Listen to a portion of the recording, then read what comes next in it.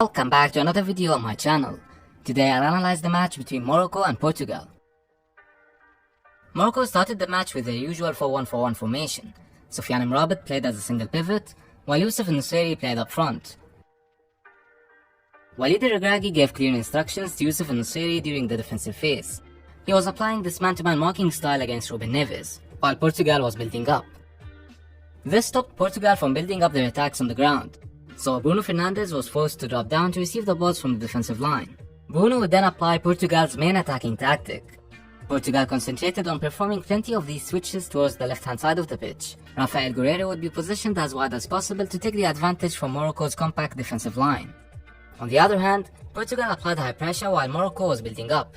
Although this pressure looks good in these examples, the pressure was pretty random, if you can say so. Meaning that no specific roles were given to the players during the pressure, so Morocco were able to counter this pressure multiple times, and we'll explain how this happened in a minute. You can see how Portugal was not applying the high pressure throughout the first half as well. Soufiane Amrabat was responsible to drop down to receive the ball from the centre backs.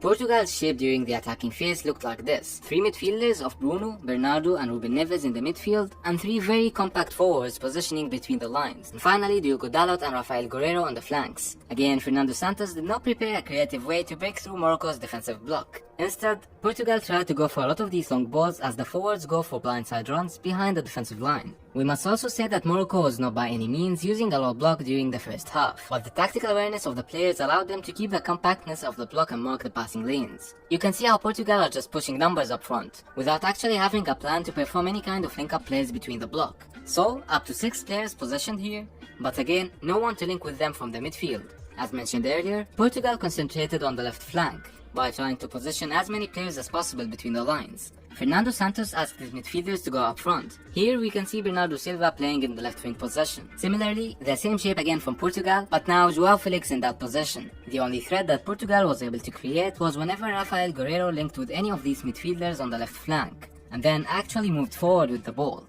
But again, Morocco had the advantage in all of the aerial duels. Soufiane Amrabat was responsible to drop down to receive the ball from the centre backs as mentioned earlier. Here's how Morocco was able to counter the pressure. Notice how the players are positioned away from each other in the midfield, making it harder for Portugal to mark them. Now Morocco's transitions were a key behind this victory. By playing short and quick passes in the midfield, they were able to keep the possession of the ball against this pressure. And then as the team moves forward, we can see Morocco in a 7 versus 7 situation around the penalty area. Now given that Morocco already has an advantage in the aerial duels, they went for direct crosses inside the box, and they scored. Portugal did not have any reaction to this goal. Fernando Santos kept applying the same tactics that he started the match with. You can see how the players in between the lines cannot receive the ball. Here again, notice how Bruno is dropping down as Ruben Neves is completely isolated in the midfield. And then all the players who are positioned between the lines are asking for the ball. Here is why Walid Regragui was able to take this team this far in the tournament. All the players are strictly performing their roles. You can see here how Hakim Ziyech is performing his defensive duties and helping Achraf Hakimi in blocking these switches towards the left-hand side. And again, their transitions and counter-attacks caused continuous problems for Portugal, as Fernando Santos was pushing a lot of players high up the pitch without preparing for the defensive transition. This video is brought to you by Metrica Sports, the fundamental tool for every coach and analyst. Create and manage all your video analysis in one platform. Use the coupon MITSUGR at the checkout for a 10% discount. Moving to the second half, Walid Regragui did not change any tactics at the beginning of this half. The team was still using the 4-1-4-1 formation that they started the match with. Ruben Neves was subbed out as he was not involved in the first half whatsoever. So Bernardo Silva had to drop down now to receive the ball from the centre backs.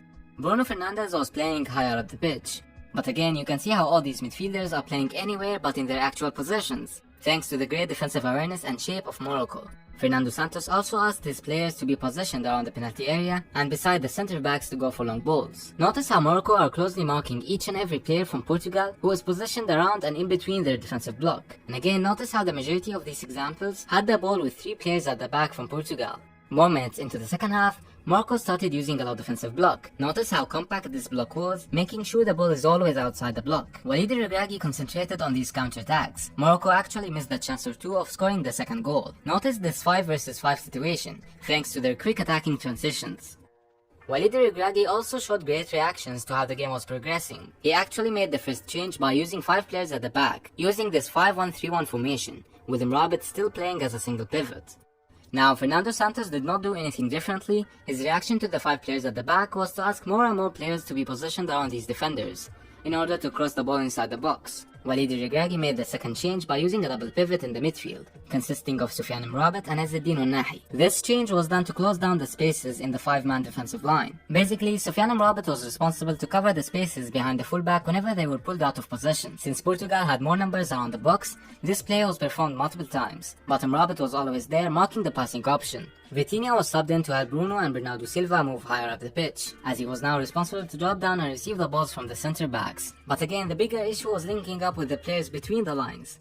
As the match was coming to an end, Morocco used this defensive shape, but by making sure that some players are applying high pressure to avoid getting further back. As you can see in these examples, one or more players are always pressing the ball owner to disturb Portugal while building up.